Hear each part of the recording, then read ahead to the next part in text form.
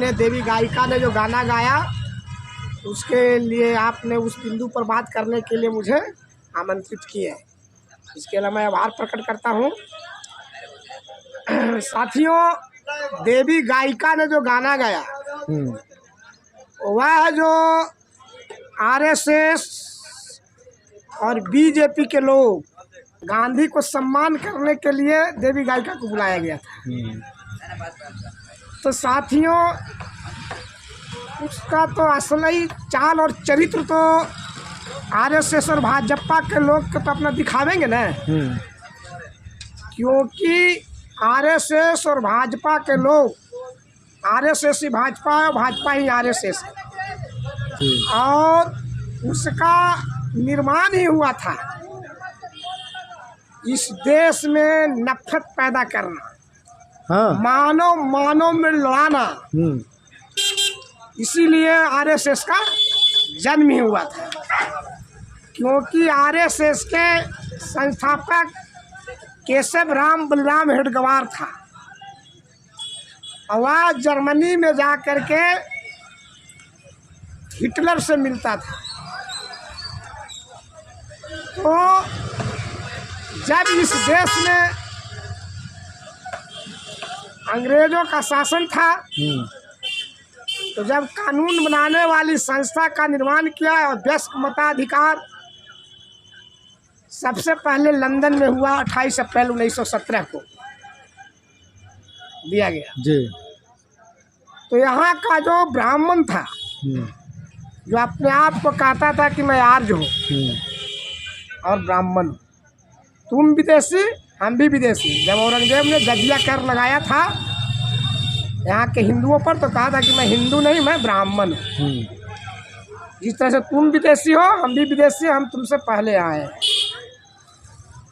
तो यहाँ जब वयस्क मताधिकार लागू किया गया लंदन में, तो ब्राह्मणों ने सोचा कि देर सवेर भारत में भी लागू करेगा, और यदि जो भारत में 1 मैन 1 वोट 1 वैल्यू का अधिकार लागू कर दिया तो हमारी कहीं आबादी नहीं है, बुढ़िया बिस्तर बना जाएगा कि हम ब्राह्मण के नाम पर एक हम वार्ड सदस्य का भी चुनाव जीतेंगे।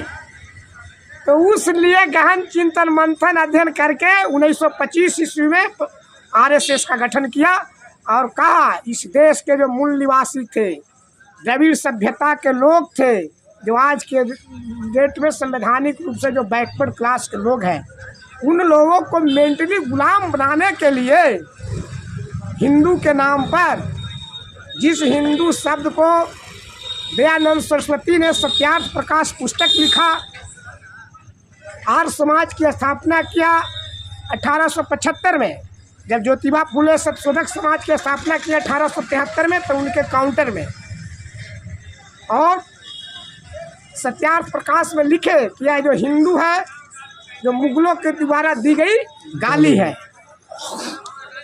तो फिर उसको जरूरत क्यों पड़ी, इसमें भी साजिश है, षड्यंत्र है।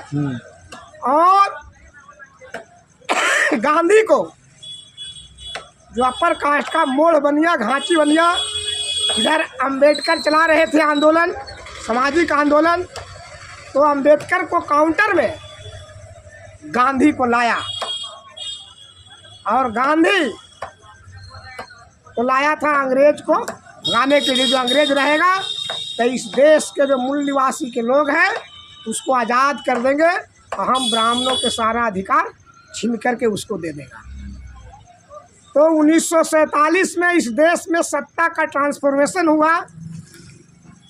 अंग्रेज ने इस देश के ब्राह्मण, कश्मीरी ब्राह्मण नेहरू के हाथ में सत्ता का ट्रांसफॉर्मेशन करके और वापस चला गया। अब जो आर्य आक्रमणकारी था, जो इस देश का जो ब्राह्मण अपने आप को कहता है कि हमारे मंत्र भी हमारे अधीन है, भगवान भी हमारे अधीन है, जगह कि अब तो अंग्रेज चला गया, अब गांधी की क्या जरूरत है। तो आज़ाद भारत के इतिहास में 15 अगस्त 1947 को सत्ता का ट्रांसफॉर्मेशन होता है, और 6 माह के अंदर 30 जनवरी 1948 को आरएसएस का ब्राह्मण मुस्लिम के भेष में संघी ब्राह्मण नाथूराम गोडसे ने गांधी की हत्या करता है। एट ए टाइम यदि जो नहीं पकड़ा जाता तो इस देश में खून की नदी बह जाती। आखिर उस खून की नदी बहने की जो बात हो रही है, कौन मारे जाते हैं? मारे जाते हैं इस देश के बैकवर्ड क्लास के लोग, जिसको तथाकथित हिंदू के नाम पर मेंटली गुलाम बनाया है और उधर मुसलमान के नाम पर जो गुलाम बनाया है, और दोनों तरफ से इस देश के मूल निवासी हो तो संवैधानिक रूप से जो बैकवर्ड थे। क्योंकि साथियों, भारत में न कोई हिंदू है न कोई मुसलमान है। जो हिंदू और मुसलमान का रट लगाता है वह सबसे बड़ा आतंकवादी है। और उस गांधी के हत्यारा आज जब इस देश में सोशल वर्कर के लोग जो इतिहास को जाने और समझे, इस देश के मूल निवासियों ने जगाने का काम किया संविधान के माध्यम से, तो उसने छलपूर्वक ठगने के लिए फिर षड्यंत्र करके एक गांधी का सम्मान का, जिसने गांधी की हत्या किया वह गांधी का सम्मान कर सकता है। उसका चाल चरित्र उसने दिखा दिया कि गांधी के सम्मान में देवी गायिका ने जो गाना गाया था वो अपने तरफ से कोई गाना नहीं गाया था, गांधी का ही वाक था। क्योंकि भारत का संविधान एक धर्मनिरपेक्ष राष्ट्र है। आर्टिकल 25 कहता है और फंडामेंटल राइट्स है कि कोई भी व्यक्ति कोई भी धर्म को मान सकता है, वह स्वतंत्र है। व्यक्ति की, भारत के नागरिकों की इच्छा है कि हम धर्म मान सकते हैं या नहीं मान सकते हैं, या कौन धर्म मान सकते हैं, इसके लिए कोई प्रतिबंध नहीं लगा सकता है। इस घटना से तो सर यही साबित होता है केवल अल्लाह का नाम उन्होंने लिया, अल्लाह का नाम, उसका जन्म ही हुआ था नफरत फैलाने के लिए कि इस देश में जब तक हम नफरत नहीं फैलाएंगे, बैकवर्ड को गुलाम नहीं बनाएंगे इस देश के मूल निवासी के हिंदू और मुसलमान के नाम पर, तो हमारी भारत में सफल हम नहीं हो सकते हैं, ब्राह्मण भारत का निर्माण हम नहीं कर सकते हैं। तो इसलिए उसने गांधी का जो वाक्य बोले, गांधी ने बोलते थे कि वह हिंसा के पुजारी था, वो भी नौटंकी करता था। गांधी भी जातिवाद का पोषक, वह नहीं चाहता था कि भारत से जातिवाद खत्म हो गए। एक बात और है सर, मीडिया के इंटरव्यू में जो है ना, ये देवी गायिका जो है वो बोल रही थी कि जो लोग जो है ना इस तरह का घटना का अंजाम दिया, भीड़ में जो है उत्पात मचा रहे थे, वो अपने आप को हिंदू पुत्र कहे जा रहे थे, हिंदू पुत्र संगठन चलाते हैं, उनके लोग थे, ऐसा उन्होंने कहा है।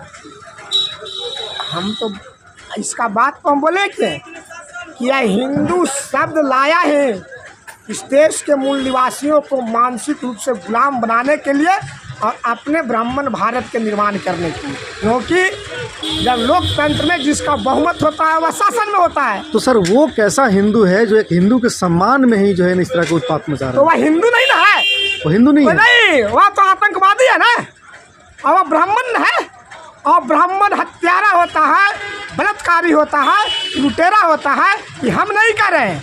आज़ाद भारत के इतिहास में भी सबसे पहले हत्या इस देश में गांधी की होती है, और हत्या करने वाला इस देश का ब्राह्मण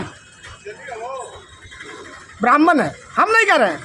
फिर जब कानून बनाने वाली संस्था का निर्माण अंग्रेज किया था, फर्स्ट इंडिया एक्ट बनाया था, प्रथम भारत सरकार अधिनियम 1919 में, उसने अंग्रेज जब पूरे दुनिया पर शासन किया, अंग्रेज ने लिखा फर्स्ट इंडिया एक्ट में, उस समय सुप्रीम कोर्ट नहीं था, हाई कोर्ट नहीं था, प्रीवी काउंसिल हुआ करता था। उस प्रीवी काउंसिल में लिखा फर्स्ट इंडिया एक्ट में कि भारत का ब्राह्मण प्रीवी काउंसिल का मेंबर नहीं बन सकता है, क्योंकि इसमें न्यायिक चरित्र नहीं होता है, वह पक्षपात पूर्ण फैसला लेता है। तो वह तो हत्यारा है, ब्राह्मण लुटेरा है, बलात्कारी है।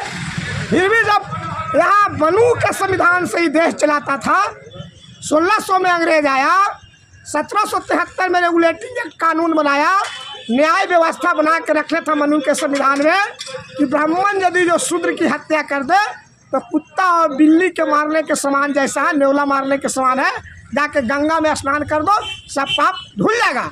जिसको अंग्रेज ने रेगुलेटिंग एक्ट कानून बनाया 1773 में, और 6 जून 1775 को इस देश में सर्वप्रथम ब्राह्मण को ही, नंदलाल बोस नामक ब्राह्मण को व्यभिचार के मामले में फांसी पर लटकाया। तो ये तो साबित करता है हमारी विशाल सिंधु घाटी की सभ्यता को ध्वस्त किया ब्राह्मणों ने। इस देश में जो भारत का संविधान को खत्म किया ब्राह्मणों ने, लागू नहीं होने दिया। साथियों, 26 नवंबर 1949 को भारत का संविधान को अंगीकृत अधिनियमित किया जाता है, और 23 दिसंबर 1949 को 27वें दिन काउंटर करके यह जो बौद्ध विहार था, बाबरी बौद्ध विहार, जो उत्खनन हुआ तो सब बौद्ध का स्थल मिलेगा, जिसका ये अयोध्या नाम दिया, जो साकेत का नाम था, जहाँ रामलला की मूर्ति रखता है, एक ब्राह्मण मूर्ति रखता है, एक ब्राह्मण प्रचार कराता है, एक ब्राह्मण थाना में FIR कराता है कि रामलला उठ करके चला। और जो संविधानिक राजनीति होनी चाहिए थी, जो धर्म की ओर मोड़ दिया इसने, जय श्री राम की ओर। और वही देवी गायिका को अपना चरित्र दिखाया कि जैसे ही गांधी का शब्द बोला, अल्लाह ईश्वर तेरे नाम सबको सम्मत देवान, तो इसने हत्यारे लोग, बलात्कारी लोग बवाल करना शुरू कर दिया और कहा कि जब अल्लाह और ईश्वर भी सबको तो कैसा ही तुम राज करोगे। तो अपना चरित्र दिखाया। अश्विनी चौबे था जो संगी, विजय सिन्हा था। जबकि ये गांधी का शब्द है, चौबे साहब ने इशारा किया कि तुम माफ़ी मांग लो सिंगर गायिका को। वो तो कहेगा ना, क्योंकि या तो गांधी का सम्मान इसने ब्राह्मण राष्ट्र का निर्माण करने के लिए, संसद में जाने के लिए, राजपाट करने के लिए नहीं इस्तेमाल करता है। गांधी का वो अति थोड़ी है।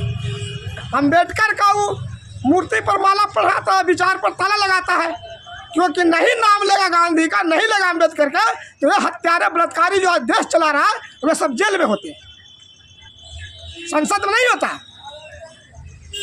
यह जो आपको अमित शाह जो अभी बोला अंबेडकर को अपमान किया संसद में, तो भारत के संविधान के देता नहीं, तो वही जिस संविधान से देश चलाता है, मनुस्मृति, मनु के संविधान से, मनुस्मृति में लिखा अध्याय नंबर 8 श्लोक नंबर 418 में कि वैश्यों को राजकाज के समीप नहीं आना चाहिए, नहीं तो अराजकता फैलेगा।